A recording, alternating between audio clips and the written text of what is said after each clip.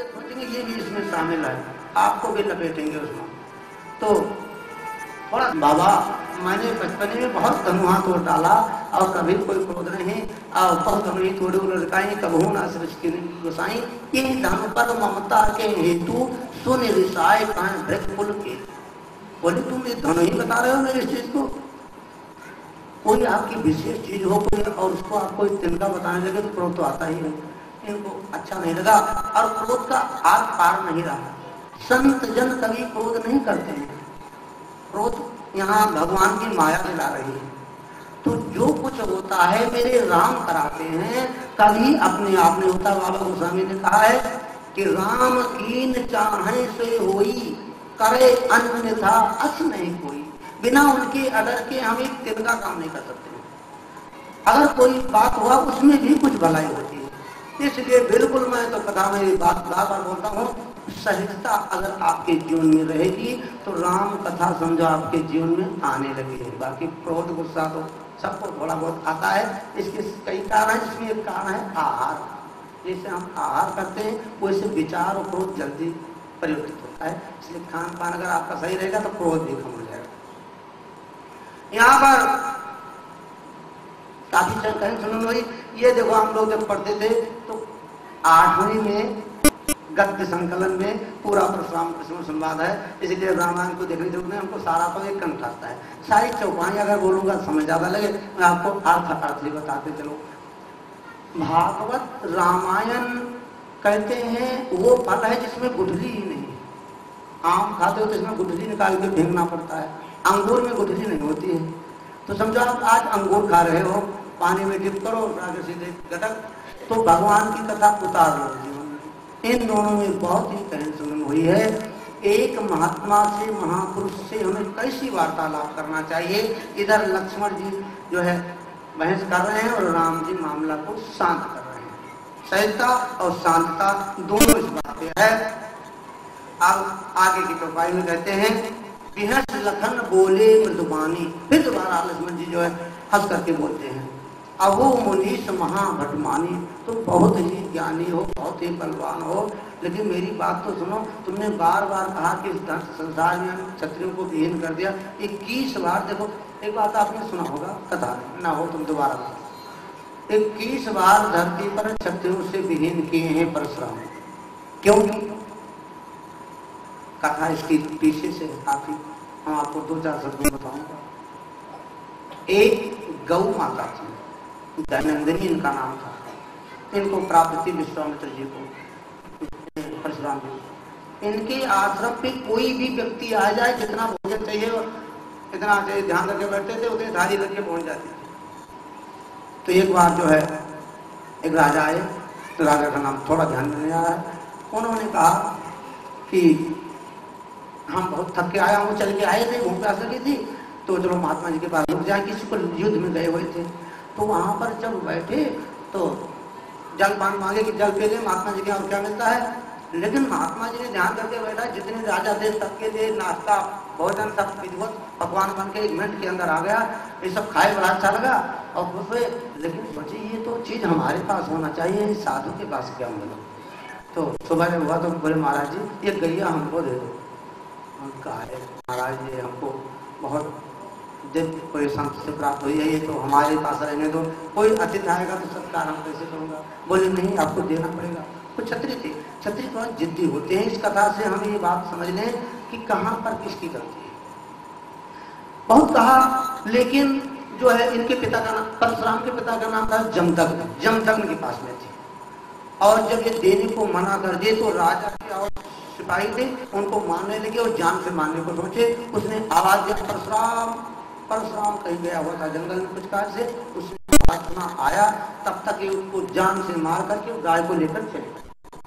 देखा रंजित, रक्त से रंजित शरीर पड़ा हुआ है। परशुराम ने सबसे पहले प्रणाम किया और मन में प्रण ठाना, दिशाओं से कहा कि हे दिशाओं तुम बताओ इसको किसने मारा है। तो संत जन किसी से पूछे कोई जवाब ना दे, ऐसा हो नहीं सकता है। इन्हें संकेत मिला किस राजा ने शिकार किया है और हम चल पड़े उसको मारने के लिए। उसको मारने के चक्कर में जितने, उसको तो जब मारेंगे जब मिलेगा, जब जितने क्षत्रिय थे सबको ही संहार करने लगे, मारते मारते बहुत 21 के बाद अर्जुन का जब ध्वंस हुआ तो हनुमान जी ने विचार किया कि तो बड़ा अत्याचार हो जाएगा। हनुमान जी जाते हैं और वहां पितरों की गति को देखते हैं। जो भक्त जन यहाँ कार्य करते हैं, आप भागवत करवा रहे हो, राम कथा, देखो इसमें मैं एक बात यहाँ बता दूं, हमारे बीच में एक बहन जी कमलेश जी बैठी हुई है, मोदी साहब और ऋतु जी हैं, और जहाज के कई भक्तों ने बहुत विशेष सहयोग दिया है, मैं नाम कहाँ तक बताऊं, कथा के चक्कर में।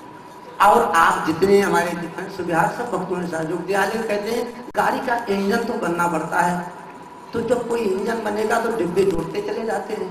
तो आप लोगों ने जैसे इस कथा को बढ़ा करके इतना प्रयोजन इतना दूर लाए हो, तो किसी न किसी को तो श्रेय मिलता है। आपके मन में भी जिज्ञासा बने, कल को मैं भी चाहूँ कोई अच्छा सत्कार करूँ। तो ये महात्मा जी जो है संहार करने लगे, 21 वाजक संहार के, इनके हृदय में दया आई हनुमान जी के, और गए और देखे पितृ लोग बड़े दुखी, क्योंकि घर में बालक अत्याचार करे तो पितरों को शांति नहीं मिलती है। ये बात आप लोग भली बात समझ लो कि हम जीते जी किसी की सेवा ना कर पाए और जाने के बाद में वो चला जाए तब भी अत्याचार करते रहे, तो उनके पिता कभी सोचते नहीं रहते हैं। वहां की दयनीय दशा देख करके हनुमान जी आकर परशुराम जी को बोले, परशुराम जी उस राजा के पास पहुंचे जिसने मारा, जब उसका नंबर आया और जब उसको मारने से, देखो जो पक्का दुश्मन होता है वो जल्दी पकड़ में नहीं आता है, उसको जब जान से मारने लगे तो हनुमान जी टपक पड़े, बोले महाराज ऊपर पकड़ लिया इनका फरसा, बोले अब इनको मैं जान से नहीं मारूंगा, करूंगा क्या, हम इन्होंने हमारे पिता को मारा है। कहते हैं पिता पितृ भक्त परशुराम के समान संसार में कोई नहीं है। पिताजी ने कहा था, परशुराम जी ने जमदग्नि ने कि अपनी माँ को मार दो, तो परशुराम जी ने मार दिया था, तो माँ को ही मार दिया, इतना बड़ा पितृ भक्त था।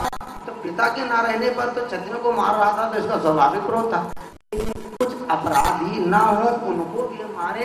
कई बार आटा पिसवाते हो तो गेहूं के साथ घुन पिस जाते हैं, एक कहावत है, तो इसलिए कहते हैं गेहूं को भी सूख करके पिसवाना चाहिए, वो निरपराध मर जाएंगे तो ठीक नहीं है। तो सब चीज हम सोच भी, उनको हनुमान जी ने शिक्षा दिया, सारी बात बतलाया कि आज आपके पितृ लोक से आ रहा हूँ, वो बहुत दुखी हैं, त्राय कर रहे हैं, आपका दिया हुआ कुछ उनको प्राप्त नहीं हो रहा है। उनकी दयनीय दशा दिखलाई और समझाया, तब इन्होंने मार काट बंद किया है। नहीं परशुराम जी आज तक भी अत्याचार करते, तो इनका क्रोध बड़ा अपार है। राम जी वही अंत में जो है मैं आपको बताना चाहूँगा, बहुत कहने के बाद में मेरे राम जी ने आया, राम जी शांत हुए हैं, उठाते हैं। जब फरसा दोबारा उठाए मेरे राघव को मारने चले, का यहाँ का कहीं खुल गया, हवा में दुपट्टा आ गया, तो इस की चरण चिन्ह दिखलाई पड़ी। कुठार उठाए, कुठार को हाथ में ले बक रहे हैं, लेकिन का वो निशान पड़ गया कि देखो भृगु जी ने लात मारा था, तो मेरे साथ राघव है, और भगवान की कृपा से इनको माया की बुद्धि घटी और उनको होश आया कि मेरे परमात्मा है। फिर भी उनको विश्वास नहीं हो रहा है, तो इस विश्वास को जांचने कब होगा, आप अपना दे रहा हूं, आप लोग संभालो तब मैं मानूंगा। जब दिव्य चीज संभालना सके उसके नहीं, अब वो कैसे समझे? उन्हीं का दिया हुआ धनुष बाण जो तर्कस का जो है, उसके द्वारा दुष्टों का संहार करेंगे मेरे राघव। वो कैसे परमात्मा के पास गई? जैसे मैं यहाँ से कोई पुस्तक आपको ऐसे करूँ तो सीधी चली जाए, इतनी शक्ति होनी चाहिए मेरे में और आप में। बाबा गोस्वामी कह रहे हैं, देते चाप आपो ही चली गए,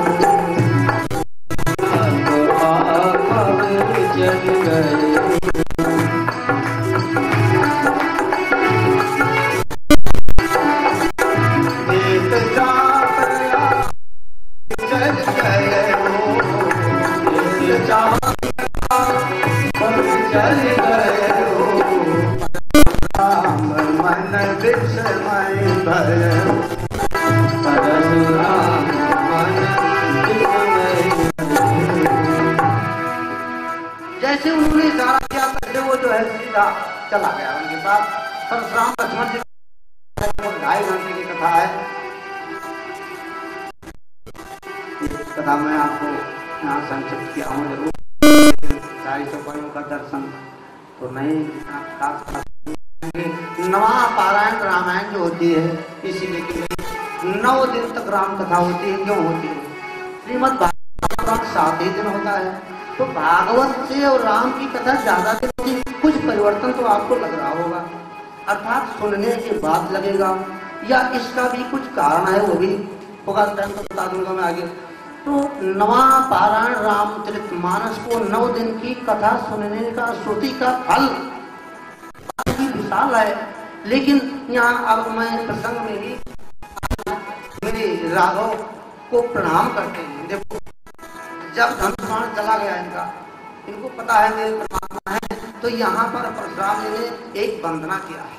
और वंदना तो बहुत कभी छोड़ना नहीं चाहिए।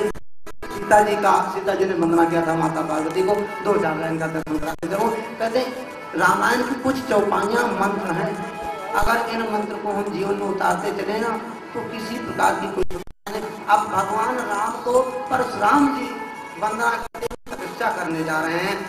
जय रघुवंश बनज बन भानु गहन तनुज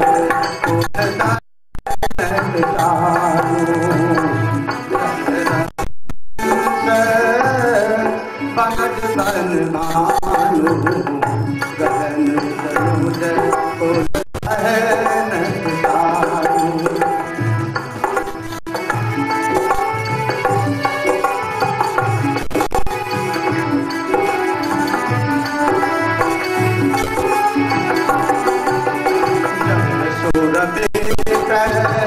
धेनु हितकारी धेनु हितकारी जय मद को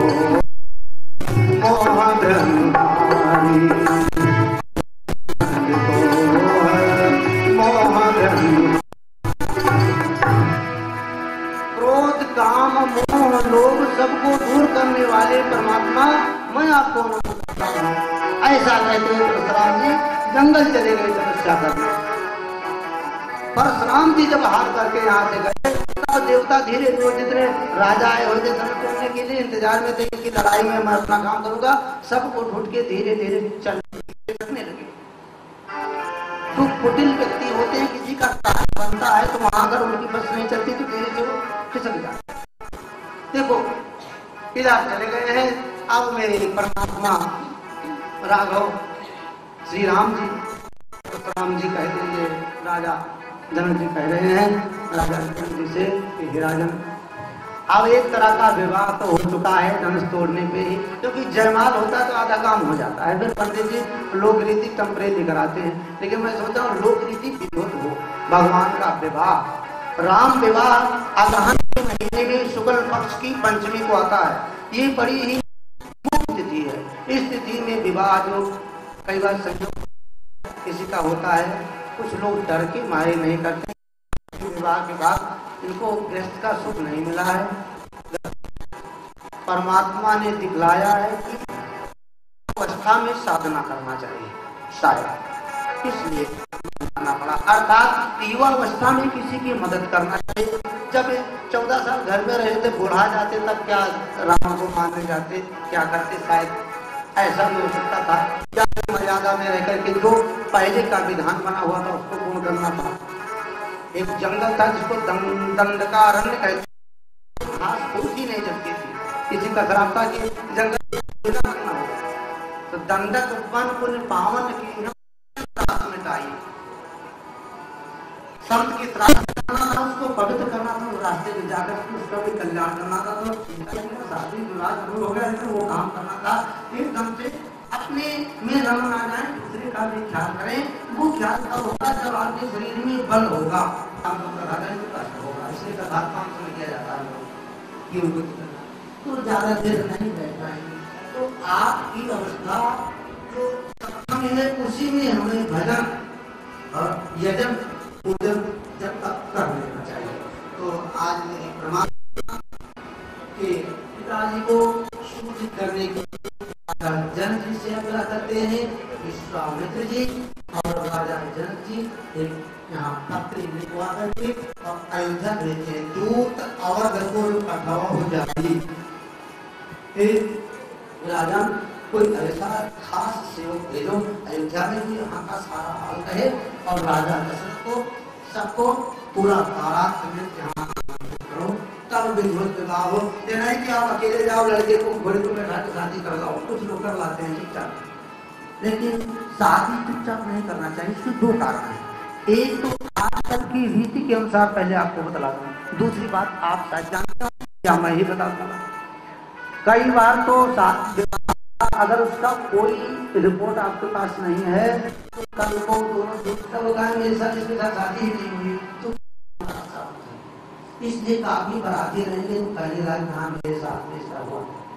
तीसरी बात, कोई बात होती है काफी बराती जाते हैं तो उनका आशीर्वाद भी प्राप्त होता है। आज राजा जनक जी राजा दशरथ को पूरा वासियों के समेत आमंत्रित करते हैं और जो मुहूर्त लिख करके भेजते हैं वो खुद जा करके राजा दशरथ के यहाँ सारी बात सुनाते हैं। रानी राजा सब बड़े से हैं और कहा गया है बोले नहीं समा रहे हैं। आज राजा दशरथ जिनके घर में एक संतान ना हुई हो, अब संतान भी हो जाए, अब विवाह होके बहू घर आ जाए, वो कितना खुश पड़ेंगे सोचो, कोई सीमा ही नहीं रहती है शायद। इधर जैसे लगन पत्रिका सूचना मिली है तैसे बोल उठे मेरे परमात्मा के पिता, क्योंकि जो श्रेष्ठ महापुरुष होते हैं वो अपनी तारीफ ज्यादा नहीं सुनते। हमारे बच्चे ये सब केवल कौशिक कृपा तुम्हारे, ये विश्वामित्र जो महात्मा जी ले गए उनकी कृपा। देखो श्रेय हम दूसरे को देते चले, महात्मा की कृपा से हुआ है तो इनकी सब कार्य परिहर होते जा रहा है, तो किसी प्रकार की कोई दिक्कत नहीं आती है। जो राम हुआ उसमें भी अच्छाई आई है, तो पानी नहीं इसलिए गर्म हो दे रहा है।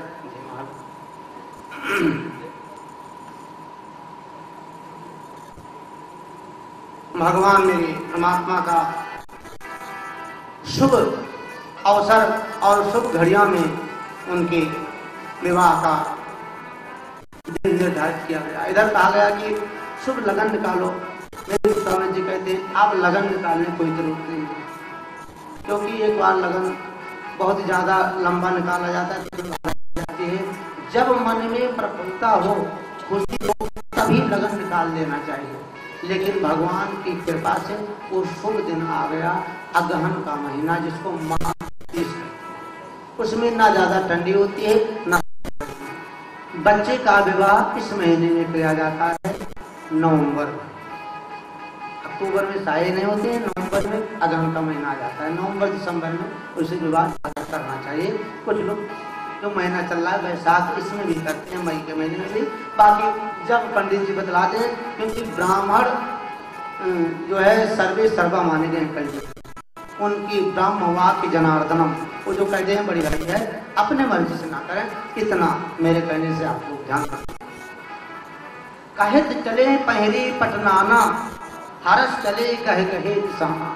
जैसे सारी सूचना सुनी, कितनी तैयारी करते हैं, ऐसे ऐसे रथ, ऐसे ऐसे अश्ववाहन की तैयारी होती है और रथ बड़े प्रफुल्लित होकर के बारात के लिए चल देते हैं। देखो बारात में आप लोग सब लोग चलना चाहते हो, किसी की आपके पड़ोसी में शादी हो, किसी की शादी हो, तो बहुत ही है कि दूसरे के लिए आप भी प्रसन्न मन से विवाह का जन्म के कुछ अवसर खुशी के होते हैं और खुशी मनाना चाहिए। उससे दो फायदे होंगे आपको।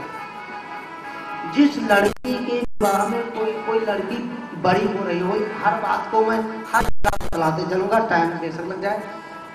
किसी के शादी में अगर विलम्ब हो रहा हो और आपकी लड़की की शादी हो रही है, आपकी दो बिटियां हैं, तो छोटी बिटिया को भी उसकी बची हुई थोड़ा मेहंदी लगा देना चाहिए, शुभ अवसर पे उसको हाथ लगवा देना चाहिए, तो जल्द उसी लगन में उसकी शादी हो जाएगी। ऐसा तो के रामायण भी दर्शा रहे हैं। तो राम जी के साथ में देखो 3 बिटिया और तैयार कर रखे हैं, एक ही साथ में 4 की शादी होगी। एक लग्न में, एक मंडल में, एक समय में हम कई कार्य कर ले, ये अच्छा हो। और कोई ये न सोचे कि हम एक ही खर्चे में कई कर रहा हूँ, कोई क्या कहेगा। राजा जनक जी कर रहे हैं तो क्या हम उनसे भी बड़े हैं? और राजा जनक जी के समान संसार में कोई ज्ञानी नहीं है। एक कवि ने एक पद कहा है, छोटा सा 2 लाइन का बोलो। देवों में महादेव बड़े और पीरों में हनुमान, सतियों में माँ पार्वती, अनुसुईया मात समान, अनुसुईया मात समान कोई हरिश्चंद्र यज्ञदानी। तो वेदों में राजा जनक पढ़े, एक रावण था अभिमानी। वेद, चारों वेद के ज्ञाता थे राजा जनक जी, और एक ही समय पर चारों कन्याओं का विवाह कर रहे हैं। मेरे परमात्मा का फेरा हो रहा है, राम जी के साथ श्री जी का जो है हो रहा है। देखो जनक जी की विद्या, इनकी चित्रकेतु, इनके भाई उनके भी कुछ कन्याएं थी। सीता जी की कथा बहुत बड़ी है, मैं आपको बताऊं। सीता जी के जन्म तो मैंने वैसे आपको उस दिन थोड़ा सुना दिया था, रामायण में इसका विस्तार। तो इन सबका कोई श्रेष्ठ महापुरुष आए हो तो उनके पास अगर आप किसी तरह भी चली जाओगी या चले जाओगे, स्पर्श भी पा जाओगे तो जरूर आपका ये कथा यहाँ तक संकेत है। इसलिए अभी साल महाकुंभ था, कोई विशेष होता तो आप लोग जाते हो, चलो हम दर्शन करके आए, क्योंकि दिव्य महापुरुष वहां पे आते हैं। और ना चाहते हुए अगर वहां की रज कहीं आपके पड़ जाए, स्पर्श हो जाए तो भला हो जाए। तो जब आप प्रयास करोगे तो कार्य होगा। तो हर शुभ कार्य के लिए हमें प्रयास करते रहना चाहिए। आज राजा दशरथ बड़े ही प्रसन्न मुद्रा में आ रहे हैं और रास्ते में कहीं रुकते ज्यादा नहीं है, विश्राम ज्यादा नहीं ले रहे हैं। तो हम भी कथा में विश्राम ना लेते हुए एकदम से लंबी चाल में चला जाए, ताकि राम का विवाह विधिवत जो है कराया जाए और बड़े ही धूमधाम से इन मंत्रों का किया जाएगा। भगवान श्री रामचंद्र जी के विवाह के समय किसी प्रकार का हमें सोच संकोच नहीं करना चाहिए, क्योंकि कल मैंने आपको सुनाया कि हम राम जी के, राम जी हमारे हैं। तो जब हम राम जी के हो गए तो राम जी हमारे हो गए, फिर हमें किस बात की चिंता है। तो ये परमात्मा के विवाह में यहाँ पर बहुत ही सवारियों का बड़ा वर्णन किया गया है। कई ठेपक में आप लोग लेके जाते हो उस समय ऐसे ऐसे घोड़ा थे, कहते हैं कि मन की चाह के अनुसार चलने वाले थे। आपका मन कितना तेज चलता है, आप अदर कंट्री में पहुंच जाए सेकंड में, ऐसे